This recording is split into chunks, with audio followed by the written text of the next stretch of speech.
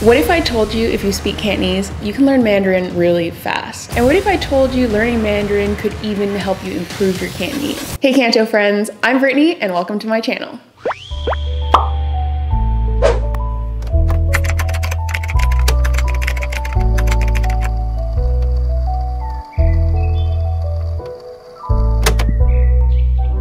I've mentioned here before that I've taken a couple years of Mandarin in college, and I've always been interested in learning Mandarin because I have some friends who speak it. It actually always comes in handy whether I'm in Toronto, New York, or even here in California. That's why I was really excited when Cantomando Sheldon reached out to us and asked us to review their Canto to Mando blueprint course.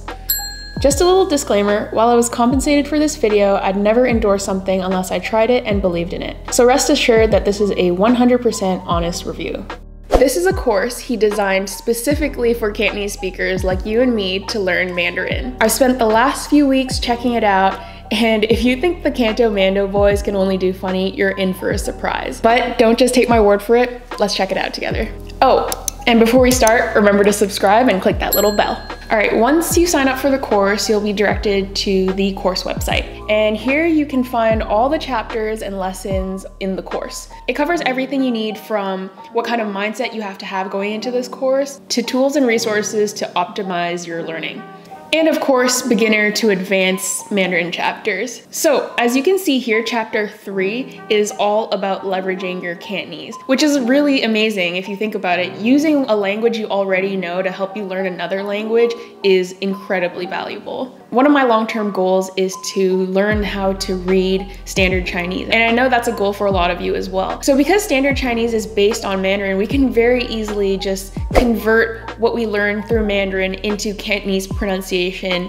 And there you go. You're reading formal documents, news reports, and most importantly, Cantonese music. So enough talking, let's watch some videos. So how about we start with a beginner lesson, then we'll move down the line.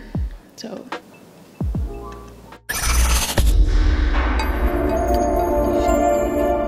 Today's lesson is all about verb actions, and let's start with continuing actions. A continuing action is just an action that's happening at that moment in time. In Cantonese, we indicate a continuing action with the word 緊. So for example, 我做緊功課. So if you look at the flowchart, we'll see here it says that you take the Cantonese 緊, replace it with the Mandarin 在, and then instead of putting it after the verb, you put it before the verb. So let's look at the example from before. 我做緊功課. In Mandarin, it becomes 我在做功課. Switch the 緊 with 在, and then we move the 在 to before the verb, so it comes before 做. 我在做功课. Pretty simple, pretty straightforward. So this would have been so useful back in college. Making these connections aren't always as obvious as just like changing the pronunciation of a word. And piecing everything together, like the differences between Cantonese and Mandarin, would take a really long time. So what Cantomando has done here is basically given us a cheat sheet on how to take our Cantonese and turn it into Mandarin. Like, why wouldn't we use a tool that we have that gives us such an advantage in like learning a language quickly too? Definitely take advantage of that. So let's look at some more examples now. 表哥食緊飯. 表哥在吃飯. Take a moment, type that out. 表哥表哥表哥表哥在吃飯. Just switch, and then everything else is pretty much the same. Let's check out a intermediate video. So let's start with the most useful word. Today's lesson is on the Cantonese word gum, which is a very common word that you use all the time in Cantonese. So gum has multiple use cases in Cantonese, and we're gonna be going over all the different use cases in Cantonese. The first use of gum is when you use it to express like this, like that. In Mandarin, we replace gum with 這麼 and 那麼. So for example, 你走得咁快. In Mandarin, it will become 你走得這麼快. So I like that here they have the Cantonese yuping and then also the Mandarin pinyin. It's just a matter of associating kwai with fi, which is way more intuitive than associating like kwai with fast. Next is 我喺飛機上瞓得咁差. In Mandarin, it will become 我在飛機上睡得這麼差. I also like this one because they'll highlight the words that change between Cantonese and Mandarin. 还 is 在, 瞓 is 睡. it's so much more parallel. Let's move on to an advanced video. So today's lesson is going to be all about the word cai in Mandarin, which is very commonly used. However, in Cantonese, it's not used as much. 蠢材. Alright, now the first way to use the word cai in Mandarin is to express lateness. So for example, 我琴日晚上10點先到朋友屋企. Whenever you have a scene that doesn't express first, in Mandarin, replace that with cai. 我琴日晚上10點先到朋友屋企. So in Mandarin, that would become 我昨天晚上10點才到朋友家. Okay, so this one was actually really good for me because I've been doing it wrong my whole life. My whole life I thought scene, you can just say 先. If a sentence like this, I would just say 我昨天晚上10点先到朋友家. Cantomando's advanced course is really showing me new things. And then I also like here that they have something like tila is very Cantonese specific. So here they're showing you that connection between tila and 一点吧. So for each of these chapters, they also have quizzes. Let's try one. After taking this advanced Thai one, I've learned something new. I can apply it into a quiz. So let's see. What is the correct Mandarin translation for 我啱啱先知原來澳洲嘅 Dude, this is hard to read. 首都唔係悉尼 Sydney 我剛剛先一定唔係呢個啦 This is what I would have answered before I watched this video, but now I know better. It's Thai, not Xian. Boom. Ding ding. I passed the quiz. Now you've seen a little bit about how the course works. And I've mentioned in a previous video about how I practice Cantonese with Jared that while it's important to practice a language on your own, it's also important to have someone else to practice with. And this is where the Cantomando Blueprint Facebook group comes into play.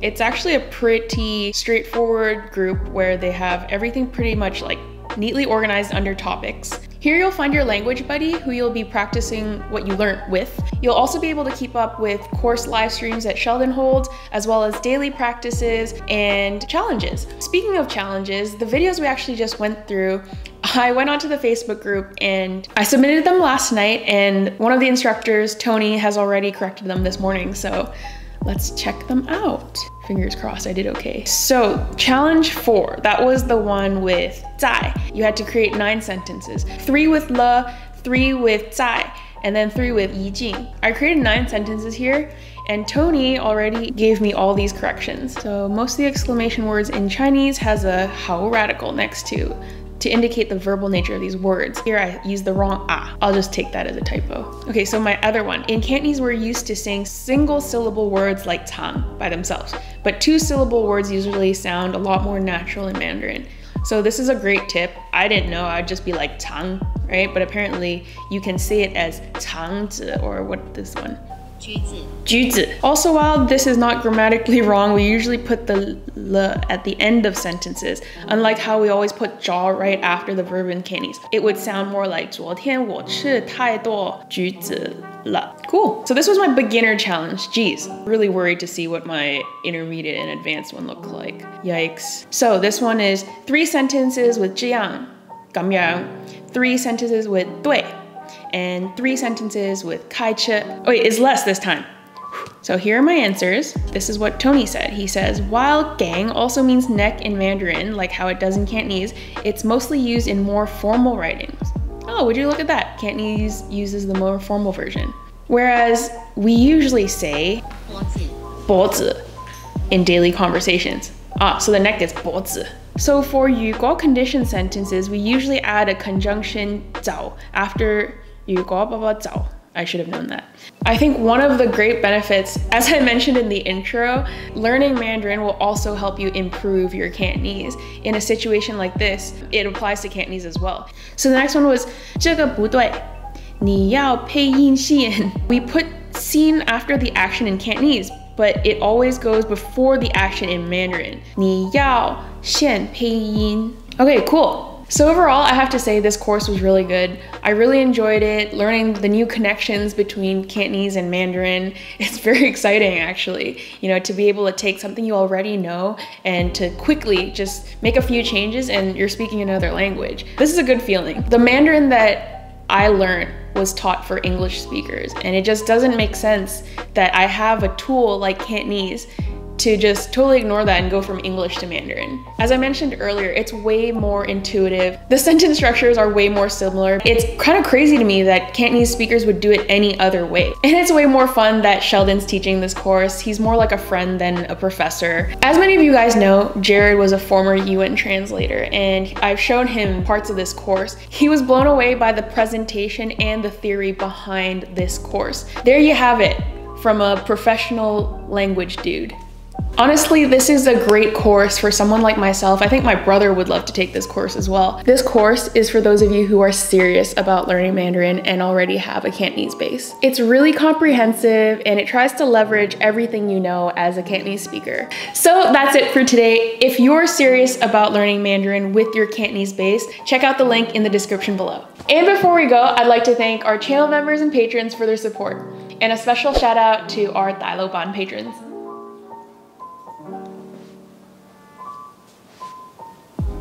Okay, 下次再見，拜拜。